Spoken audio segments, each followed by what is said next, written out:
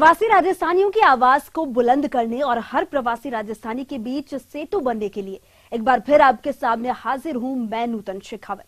आज हम इस बुलेटिन में आपको दिखाएंगे कोलकाता में कैसे बिखरे राजस्थानी रंग।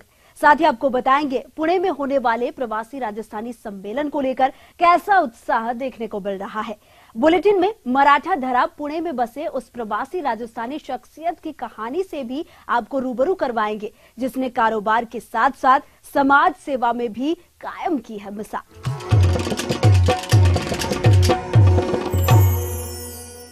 पुणे में बसे प्रवासी राजस्थानी अब एक मंच पर आने वाले हैं और इनकी आवाज को बुलंद करेगा ईटीवी राजस्थान। जी हां, पुणे में ईटीवी राजस्थान का बहुचर्चित प्रवासी राजस्थानी सम्मेलन होने वाला है। इसको लेकर इन लोगों में खासा उत्साह देखने को मिल रहा है। ईटीवी राजस्थान की प्रवासी राजस्थानियों को एक सूत्र में पिरोने की मुहिम के तहत पुणे में 24 जनवरी को भव्य प्रवासी राजस्थानी सम्मेलन आयोजित होगा, जिसमें महाराष्ट्र और राजस्थान की कई राजनीतिक, प्रशासनिक और औद्योगिक जगत की कई हस्तियां शिरकत करेंगी। हजारों प्रवासियों को जड़ों से जोड़ने वाले इस सम्मेलन को लेकर भारी उत्साह देखने को मिल रहा है। कार्यक्रम को सफल बनाने को लेकर यहां मार्बल एवं टाइल्स एसोसिएशन की ओर से एक बैठक का आयोजन किया गया, जिसमें ईटीवी सलाहकार महेंद्र शर्मा ने उपस्थित लोगों को सम्मेलन के बारे में विस्तार से अवगत कराया और लोगों से ज्यादा भागीदारी निभाने की अपील की। बैठक में मार्बल एसोसिएशन अध्यक्ष पवन जैन, सोहन झूरिया, पूर्व अध्यक्ष जीतमल कोठारी, सुभाष अग्रवाल, देवी सिंह राजपुरोहित, किशोर जैन, ललित कोठारी, सुरेश ओझा, महेंद्र राजपुरोहित, ऋषभ जैन, दिलीप लड्ढा समेत कई गणमान्य जनों ने शिरकत की।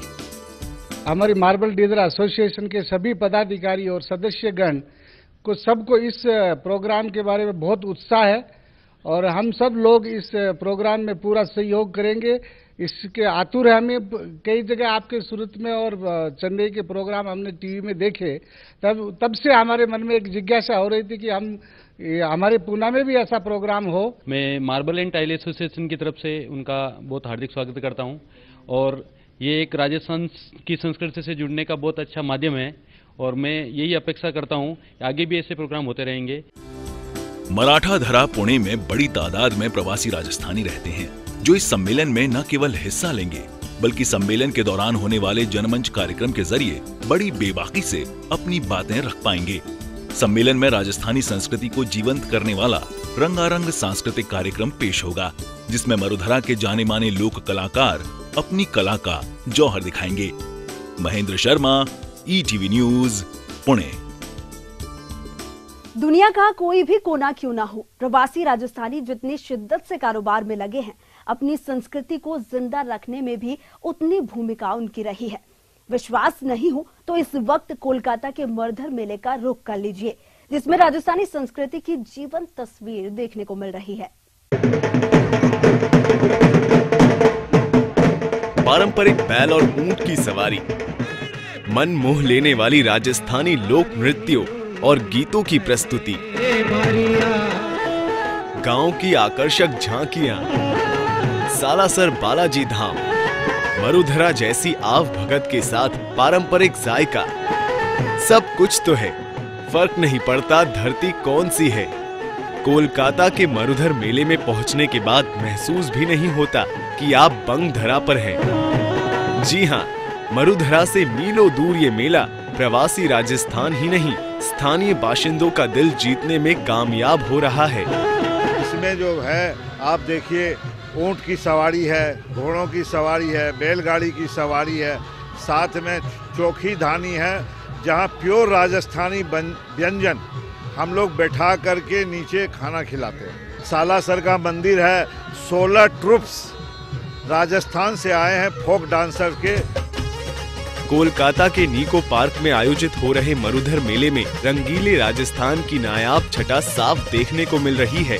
24 दिसंबर को शुरू हुआ ये मेला 31 दिसंबर तक राजस्थानी संस्कृति की अनोखी छटा पेश करेगा। Shubhendu Chatterjee, ETV news, Kolkata.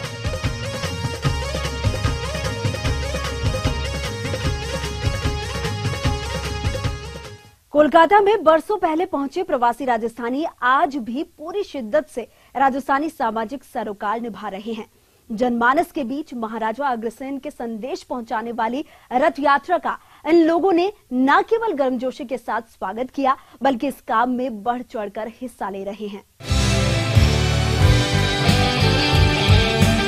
एक ईंट और 1 रुपया, समाजवाद का ये सबसे नायाब सिद्धांत हजारों साल पहले महाराजा अग्रसेन ने दिया था। अग्रोहा में बेहद कारगर रहा ये सिद्धांत आर्थिक समानता के लिए आज भी उतना ही प्रासंगिक है, जिसको प्रवासी राजस्थानी आगे बढ़ाने में लगी हैं। महाराजा अग्रसेन के सिद्धांतों को देश भर में फैलाने और अग्रवाल समाज में सामाजिक चेतना के मकसद से प्रवासी राजस्थानी अग्रसेन रथ यात्रा निकाल रहे हैं। नक्सलवाद के नाम पर डर बना हुआ है, जातीयता के नाम पर जहर भरा हुआ है। ऐसे में अग्रसेन जी का जो संदेश है वो पूरी दुनिया को एक शांति का संदेश दे सकता है। हम अग्रवाल समाज में चेतना पैदा करके उनको संगठित करके भगवान अग्रसेन जी के सिद्धांतों का प्रचार प्रसार कर पूरी दुनिया में एक सद्भावना का संदेश देना चाहते हैं। 5 अप्रैल को अग्रोहा से शुरू हुई इस अग्रसेन रथ को बंगधरा कोलकाता में व्यापक समर्थन मिल रहा है। ये रथ यात्रा 17 राज्यों से होते हुए पश्चिम बंगाल पहुंची है, जिसके जरिए लोग महाराजा अग्रसेन के संदेशों से रूबरू हो रहे हैं। Shubhendu Chatterjee, ETV news, Kolkata. और यहाँ पर लेंगे एक छोटा सा ब्रेक के बाद दिखाएंगे समाज सेवा के क्षेत्र में मिसाल कायम करती संस्था जीतो की पुणे में क्या है गतिविधियां।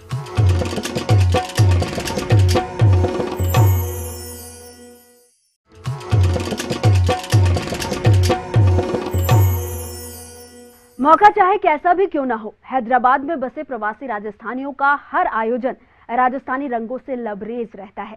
कैसे, आप भी देखिए।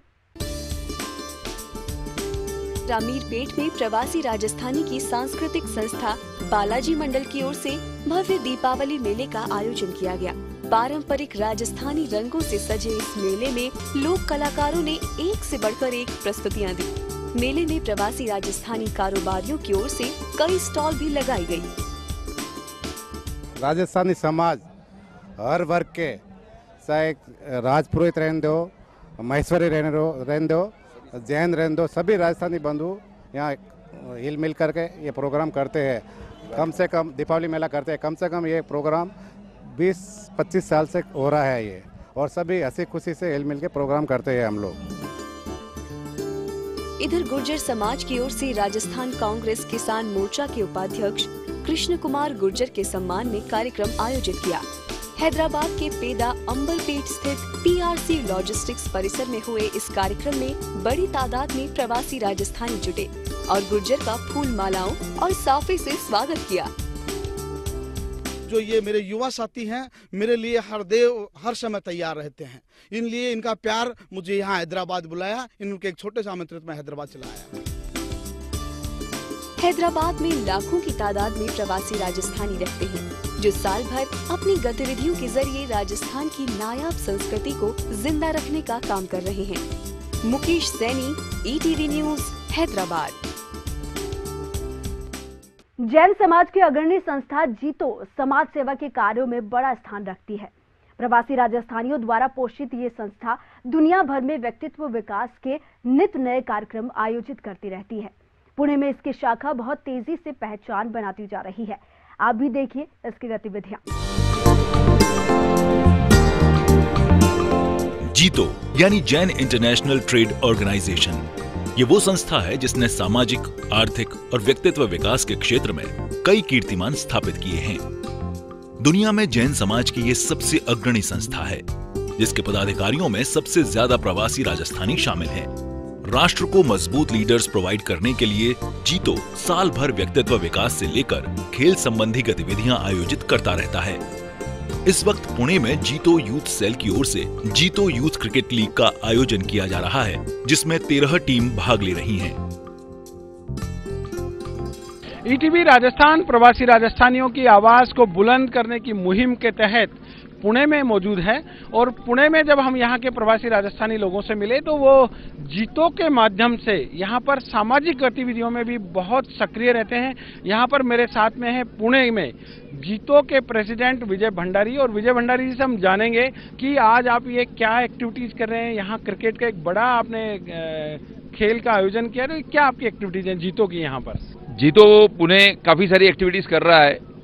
गत हमारे यहाँ पर जीतो का जो मेन एक्टिविटी होता है वो राजस्थान से हम लोग यहाँ पर पधारे हुए लोग हैं और काफ़ी सालों से यहाँ पर बसे हुए लोग हैं, लेकिन व्यापार ही हमारी मुख्य भूमिका है। व्यापार के साथ साथ खेल कूद ये भी बहुत ज़रूरी होती है, और यूथ सेल जो है इसने ये क्रिकेट का आयोजन किया हुआ है। जीतो यूथ क्रिकेट लीग का यहाँ पर हम लोग ने कार्य किया हुआ है। ये 4 दिवस का प्रोग्राम है।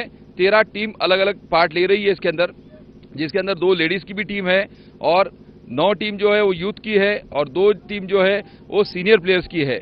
इस तरह से 13 टीम यहाँ पर कार्य कर रही है। राजस्थान के लोग मिले तो बहुत अच्छा लगता है, और जीतो प्रीमियम लेंगे जो चल रहा है उसको देख के बहुत ही अच्छा लगा। जिस प्रकार का कार्य जीतो पूरे भारतवर्ष के विभिन्न शहरों में कर रहा है, इसके लिए मैं इनको बधाई देता हूँ। और हमारा यूथ इनके साथ जुड़ा हुआ है, यूथ के माध्यम से क्रांति लाने का एक काम कर रहे हैं।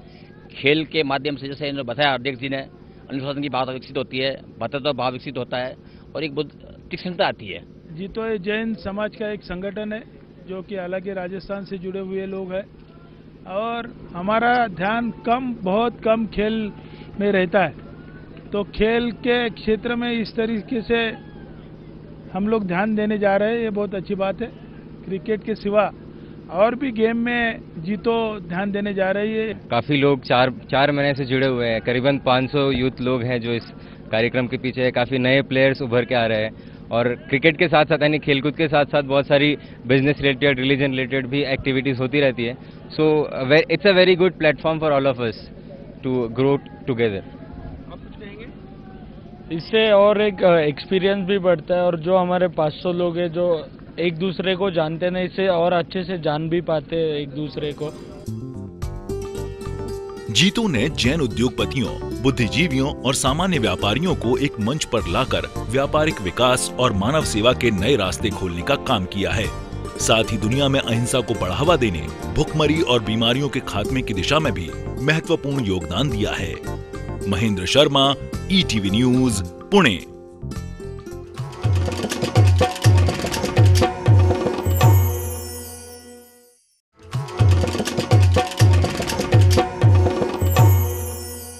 जीरो से शुरुआत करके करोड़ों का कारोबार करना आसान कतई नहीं है, लेकिन अपने कारोबारी और समाज सेवा के संस्कारों से लबरेज प्रवासी राजस्थानी हर मुश्किल रास्ते को आसान बना लेते हैं।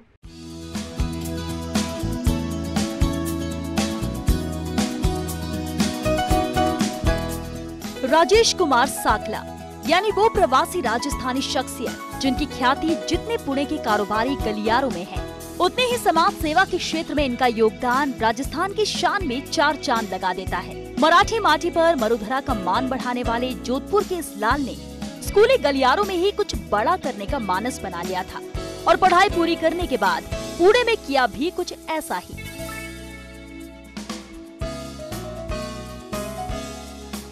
करीब 150 साल पहले इनके पुरखे यहाँ पहुँचे थे, जिनके कारोबार को आगे बढ़ाते हुए आज ये न केवल रियल एस्टेट में दखल रखते हैं, बल्कि नमक के कारोबार में भी बड़ा नाम रखते हैं। राजेश जी, आपका जो यहाँ डेट्स का कारोबार रहा पिताजी का, और उसके बाद आप लोगों ने नमक का कारोबार किया, उसके बाद आप रियल एस्टेट के क्षेत्र में आज पुणे में एक बड़ा नाम है, ये कैसे संभव हुआ? डेट्स का तो मेरे दादाजी का था, पिताजी का तो नमक का ही था, और हमें नमक से ही चालू किया। तब से नमक यानी टेस्ट लगता है, थोड़ा दिखता भी नहीं है, लेकिन उसके सिवा चलता भी नहीं है। तो ये चालू हुआ। पिताजी ने एक ज़मीन परचेस की थी, तो 1986 में कुछ तो नया करना चाहिए, ये दिल में आया। एट द एज ऑफ 28-29 रहूँगा मैं, कुछ करेंगे, कुछ सोचेंगे। ऐसा एक लगा कि अभी ज़मीन है, लैंड अपने पास पड़ी है, क्यों ना कंस्ट्रक्शन में जाए, एक नई लाइन जाए। नमक का बिजनेस अपन इतना बड़ा कर चुके हैं। और फिर उस वक्त ऐसा गवर्नमेंट की कुछ ULC की पॉलिसीज़ थी, उसमें से ज़मीन छूट गई। और फिर 1986 में मैंने पहला हमारे साकला परिवार का मैंने कंस्ट्रक्शन चालू किया चिंचवड़ में, गिरिराज हाउसिंग कॉम्प्लेक्स के नाम से। और फिर उसके बाद मैं आज तक चल रहा हूँ। आज उस चीज़ को समझ लो 30 साल हो जाएंगे। अभी तक बहुत काम किया, खुशी से काम किया।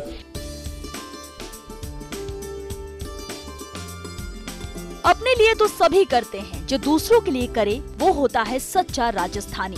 पिता नौपत लाल और माता प्रमिला बाई के पुत्र राजेश कुमार साकला में ये सहज ही शामिल है। पुणे में दगड़ू सेठ गणपति मंदिर का पूरा निर्माण करवाने वाले साकला पिछले 17 साल से अखिल भारतीय मराठी नाट्य परिषद के कार्य अध्यक्ष हैं।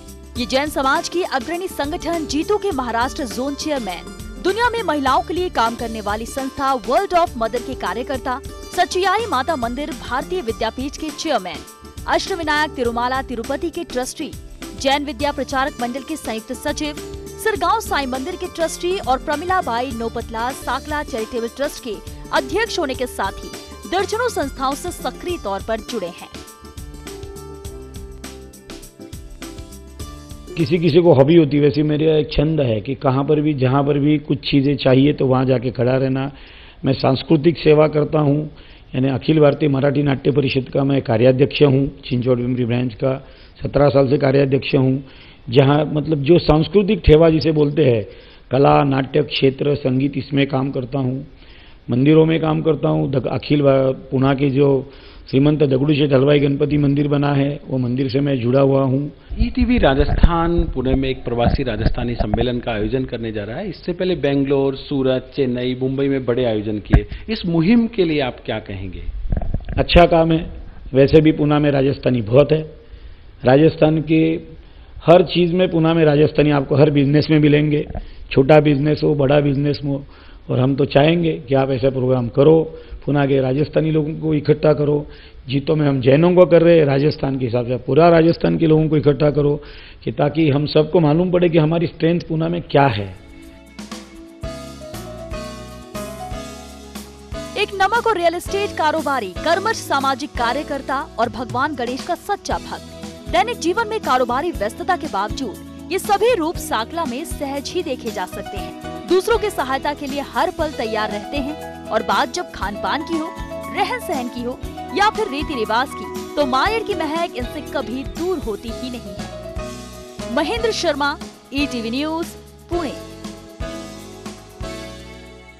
इस कार्यक्रम के जरिए आप अपनी खबरों को हमारे साथ साझा भी कर सकते हैं। हमारी ईमेल आईडी है pravasinews@atv.co.in। आप हमें अपनी खबर, फोटो और वीडियो भी शेयर कर सकते हैं।